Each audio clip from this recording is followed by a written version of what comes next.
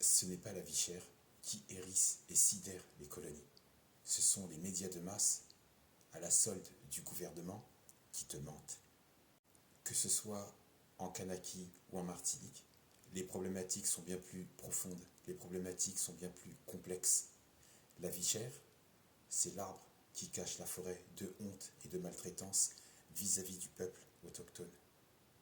Le gouvernement français, depuis des millénaires, est venu occuper toutes les colonies. Les départements d'outre-mer sont occupés.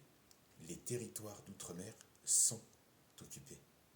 Occupés par les militaires, occupés par les églises, occupés par les institutions coloniales, occupés par la domination des béquets. Le premier contact des institutions françaises envers les natifs des îles s'est produit par un génocide massif. Voici ce qui en a résulté comme conséquence.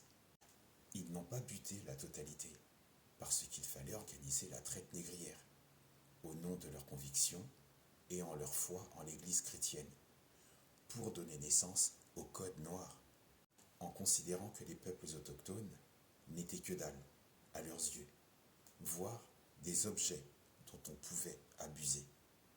Les colons avaient droit de vie ou de mort sur les esclaves qu'ils traitaient et considéraient comme des animaux. Les colons avaient droit de vie ou de mort sur les peuples autochtones qu'ils traitaient et considéraient aussi comme des animaux. Après l'abolition de l'esclavage et de la libération des esclaves, les colons sont partis pleurer auprès du gouvernement français pour être dédommagés de la perte humaine occasionnée. À cette époque, le gouvernement français, en termes de dédommagement, a accordé à tous ses propriétaires d'esclaves 126 millions de francs sous forme de versement immédiat. Mais pour eux, ce n'est pas assez. Ils exigent encore plus. En retour, le gouvernement leur accorde des terres qu'ils avaient déjà volées aux autochtones.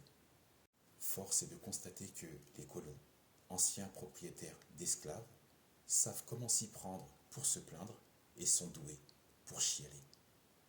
Mais aujourd'hui, c'est toujours d'actualité, rien n'a changé.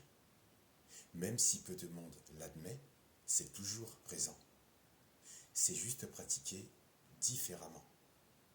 Ce rapport incroyable de l'État français envers les natifs des îles. Je ne parle pas du peuple français, mais du type de gouvernance en France, dans les ministères. D'ailleurs, il y avait auparavant le ministère des colonies. Puis après, ça a été camouflé par le ministère des Affaires maritimes et d'autres blazes à la con pour enfumer les gens. Ensuite, par la loi de départementalisation, de déroute et d'astuces juridiques pour cimenter et approuver la vie coloniale, de la poudre aux yeux par le biais de quelques pseudo-améliorations sociales, c'est-à-dire lâcher quelques miettes pour apaiser la colère des autochtones et continuer à dissimuler ce que le gouvernement français a construit hors de son pays, qui perdure et se maintient chez les natifs, qui doivent subir leur mépris. Quand j'emploie le terme mépris, le mot est faible. Ce type de traitement dans l'Hexagone serait infaisable. Il n'est même pas possible ni envisageable. Par contre, c'est juste inouï et applicable parce que ce sont les Outre-mer. Vois-tu le regard et le manque de respect des populations vivant dans les îles?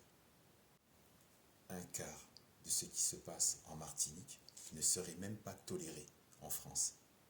Quel département français accepterait d'avoir des coupures d'eau récurrentes et incessantes?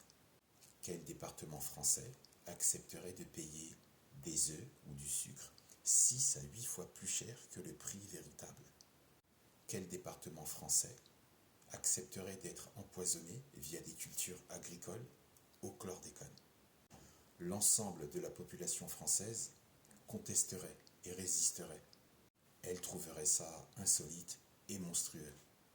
Depuis très longtemps, ce qui n'est pas possible, ce qui n'est pas toléré en métropole, est malgré tout pratiqué en Outre-mer race